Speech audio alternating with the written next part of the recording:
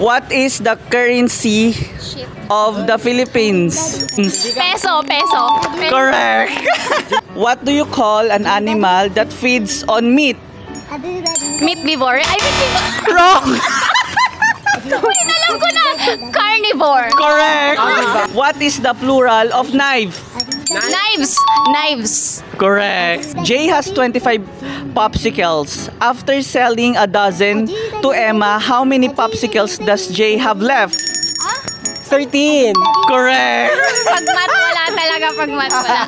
The Latin word bio translate to what in English? Life. Correct. In mathematics, what do LCD stands for? LCD. Oo. Wait lang, nakalimutan ko. LCD. Yes. TV. Wrong. Least common denominator. Correct. What is the name for the fungus baker used in bread? Ay, shoot. Sa'yo na yan. Hindi ko alam. Paulit po. What is the name for the fungus baker used in bread? Ay! I know it. Yes. Correct. Sending goods to another country for sale is called what? Import. Wrong. Export pala kasi labas, di ba? Labas to inside o export.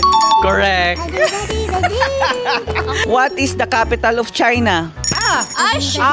Beijing. Correct.